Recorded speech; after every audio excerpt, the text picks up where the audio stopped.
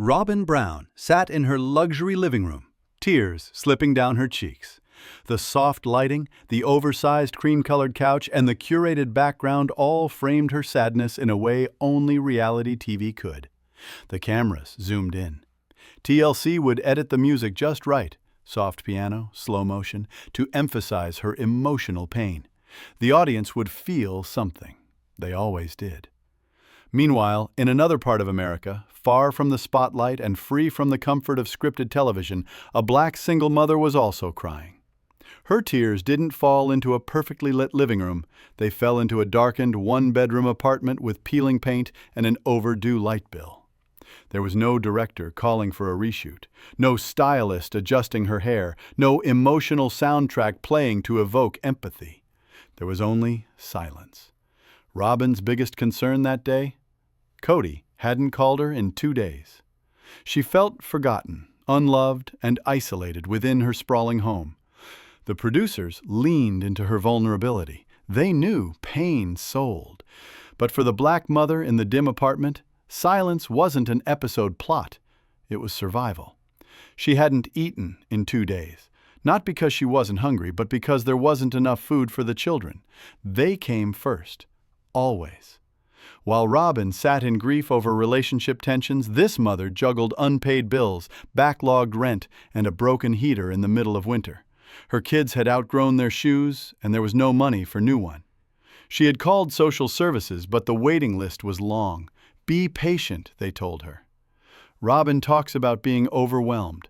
She breaks down in confessionals, sharing the burden of being a plural wife, raising kids with a sometimes absent husband, and feeling judged by others. And yes, those are struggles. But she has help: a nanny, a housekeeper, and regular TLC paychecks. Her children are well-fed, well-dressed, and warm at night. The black mother wakes up at 4 a.m. to clean corporate offices before the sun rises. She then hurries home, wakes her children, makes a small breakfast if there is any cereal left, and rushes them to school. After that, she starts her second job, waitressing at a local diner. She barely makes minimum wage, relies on tips, and still returns home to cook, clean, tutor, and parent. There is no break. There is no production team to carry the load. When Robyn cries, the world rallies. Twitter hashtags trend. Forums debate whether she is being treated fairly. She receives flowers, messages of support, and online sympathy. Her tears are validated. When the black mother cries, she's told to toughen up. She's labeled a strong black woman, as if strength is her only defining feature. No one asks her if she's okay. No one offers to carry her pain. Robyn gets camera time. The other woman gets eviction notices. Robyn has a platform. The black mother gets judged for every choice she makes. If she works too much, she's neglectful. If she seeks help, she's lazy. If she's emotional, she's unstable. If she remains stoic, she's called cold.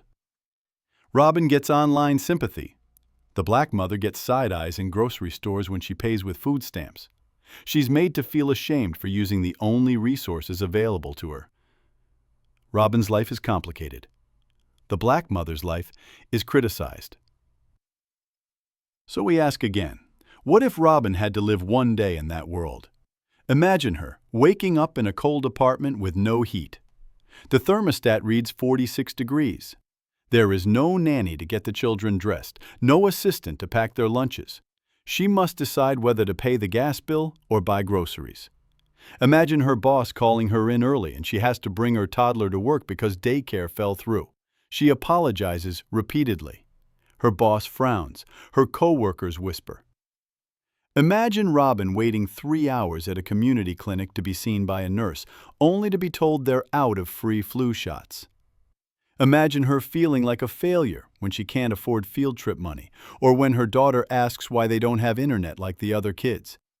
Would Robyn still cry then? Of course, because she's human. But would the world still comfort her? Or would it say that's what you get? She should have made better choices. Or the infamous, if I can do it, why can't she? The truth is, millions of black single mothers walk this road every day. They don't get applause. They don't get camera crews. Their resilience is expected, not honored. Their sacrifices are buried beneath layers of judgment and stereotypes. It's not that Robyn's pain isn't real. It's that her pain is seen, respected, and cushioned in ways the Black mother's pain never will be. One is humanized, the other is invisible. Society has created tiers of empathy. At the top are the Robyns, women who, despite their privilege, are granted space to break down. Below are the countless unnamed women who hold the world together without being seen. And yet, despite it all, that Black mother rises each morning. She walks her children to school, kisses their foreheads, and faces another day with dignity. Not because she wants to be strong, but because she has no other choice. Her tears deserve the same weight. Her story deserves the same screen time. So next time we cry with Robyn on our screens, let us also think of the mothers whose stories never make it to TV. The ones who are living season 19 every single day, without a script, without a crew, and without a break. Because real strength isn't in what you show on television. It's in what you survive in silence.